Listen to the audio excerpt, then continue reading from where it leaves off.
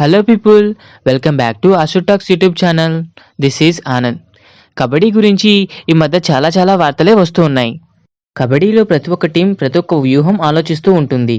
Telugu Titans అయితే మాత్రం ఆక్షన్లో ఎలాంటి ప్లేయర్స్ని పర్చేస్ చేస్తే బాగుంటుంది అని మాత్రం మీరు మెన్షన్ చేయండి.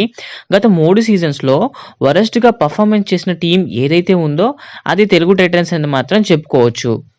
సో గాయ్స్, మళ్ళీ అది రిపీట్ కాకుండా ఉండాలంటే మాత్రం ఎలాంటి ప్లేయర్స్ని పర్చేస్ చేయాలి, ఒక మంచి టీంని సజెస్ట్ చేయండి. నేనైతే మిక్స్డ్ టీం అయితే బాగుంటుంది అనుకుంటున్నాను. నా ఒపీనియన్ ప్రకారం కొంతమంది యంగ్ ప్లేయర్స్ కావాలి అండ్ కొంతమంది ఎక్స్పీరియన్స్డ్ ప్లేయర్స్ కావాలి. లైక్ ఏదైతే లాస్ట్ సీజన్లో పునరిపల్టన చేసిందో అలా అన్నమాట. సో ఎక్స్పీరియన్స్డ్ అండ్ యంగ్ ఇవి ఇద్దరు కలిస్తే టీం అనేది కొంచెం వెరైటీగా ఉంటుంది.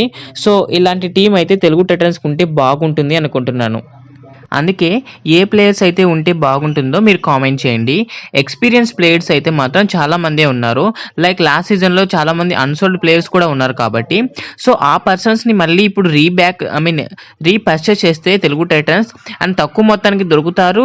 ప్లస్ ఎక్స్పీరియన్స్ కూడా కౌంట్ అవుతుంది. మేబీ వాళ్ళ ఎక్స్పీరియన్స్ యూజ్ అవుతుందేమో అని ఎక్స్పెక్ట్ చేయొచ్చు. లైక్ ఎలా అంటే లాస్ట్ సీజన్లో సందీప్ నర్వాల్ అండ్ నితిన్ తోమర్ ఇలాంటి మంచి ప్లేయర్స్ అయితే అన్సోల్డ్ అయ్యారు కదా. సో అలాంటి ప్లేయర్స్ని అయితే మాత్రం మనం పర్చేస్ చేసినట్లయితే టీంకి యూజ్ అయ్యే అవకాశం అయితే ఉంది. సో కిషన్ హుడ్డా గారు ఇలాంటి రూల్స్ని మ్యాక్సిమం తెలుసుకుంటారు అనుకుంటున్నాను.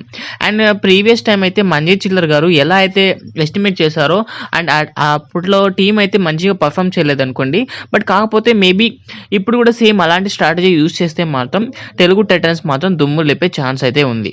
సో గాయస్, ఈ వీడియో మీకు నచ్చుతుందని అనుకుంటున్నాను. ఈ వీడియో కనుక మీకు నచ్చినట్లయితే లైక్ చేసి కామెంట్ చేయండి. ఇలాంటి మరిన్ని వీడియోస్ కోసం నా ఛానల్ని సబ్స్క్రైబ్ చేయండి. Thank you for watching.